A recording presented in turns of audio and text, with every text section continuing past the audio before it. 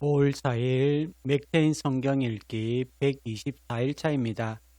여러분, 오늘 저는 불편하지만 반드시 들어야 할 질문을 드리겠습니다. 우리는 정말 하나님의 심판을 준비하고 있습니까? 우리는 은혜를 말하고 사랑을 이야기합니다. 위로를 좋아합니다. 그런데 정작 심판이라는 단어 앞에서는 고개를 돌리고 싶어 합니다. 하지만 성경은 분명히 말씀합니다. 모든 사람은 반드시 하나님 앞에 서게 됩니다. 문제는 우리는 그날을 준비하고 있는가 아니면 잊고 살고 있는가, 바로 이것입니다. 오늘 내 본문은 심판을 두려움으로 끝내지 않고 그 심판 앞에서 우리가 어떻게 살아야 하는지를 보여줍니다. 민수기 11장의 주제는 죄는 반드시 고통을 낳습니다. 이스라엘 백성은 하나님을 향해 원망합니다. 1절에 백성이 악한 말로 원망함에 여호와께서 들으시고 그 결과 하나님의 진노가 임하고 고통이 시작됩니다. 성도 여러분, 우리는 원망을 그저 감정 표현이라고 생각합니다. 그러나 성경은 원망은 하나님에 대한 불신이라고 말씀합니다.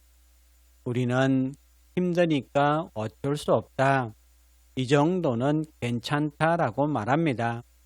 그러나 하나님 앞에서는 작은 죄도 결코 가볍지 않습니다. 기억하십시오.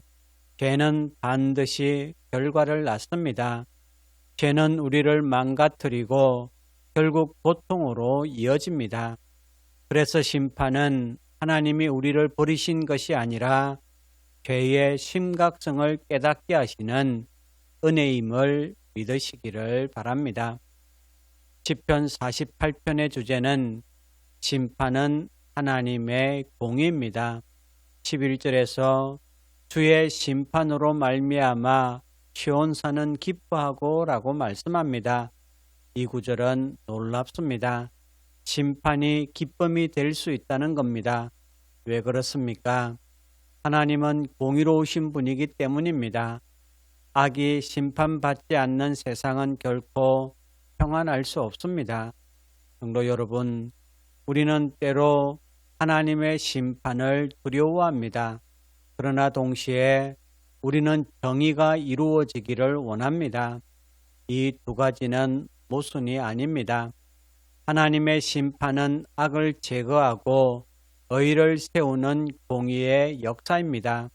그래서 성도에게 심판은 두려움만이 아니라 하나님의 공의를 신뢰하는 기쁨이 된다는 것을 믿으시기를 바랍니다. 이사야 1장의 주제는 심판은 우리를 깨우는 메시지입니다. 하나님은 형식적인 신앙을 강하게 책망하십니다. 특히 13절에서 헛된 재물을 다시 가져오지 말라라고 말씀합니다. 겉으로는 예배하고 있지만 삶은 전혀 변하지 않았습니다. 성도 여러분, 이 말씀은 오늘 우리에게도 그대로 적용됩니다. 예배는 드리지만 삶은 변하지 않는 신앙, 하나님은 그것을 기뻐하지 않습니다. 하나님은 형식이 아니라 진짜 마음과 삶을 보십니다. 그래서 심판의 메시지는 망했다라가 아니라 돌아오라입니다. 그러므로 심판은 우리를 정죄하기 위한 것이 아니라 깨우기 위한 하나님의 사랑인 줄 믿으시기를 바랍니다. 히브리서 9장의 주제는 심판을 피하는 유일한 길입니다. 27절에서 말씀하듯 심판은 반드시 있습니다. 그러나 28절에서 소망을 보여줍니다. 예수 그리스도께서 죄를 담당하시기 위해 오셨습니다. 성도 여러분, 우리는 스스로 지킬 수 없습니다. 행위로는 부족하고 노력으로는 불가능합니다. 그래서 하나님은 길을 열어주셨습니다. 바로 십자가입니다. 심판을 피하는 길은 단 하나, 오직 예수 그리스도를 믿는 것입니다. 그러므로 복음은 심판의 두려움을 끝내고 구원의 확신을 주는 능력입니다. 성도 여러분, 심판은 피하고 싶은 이야기가 아니라 반드시 준비해야 할 현실입니다. 그렇다면 우리는 정말 그날을 준비하고 있습니까? 우리는 지금 하나님 앞에서 바르게 살고 있습니까?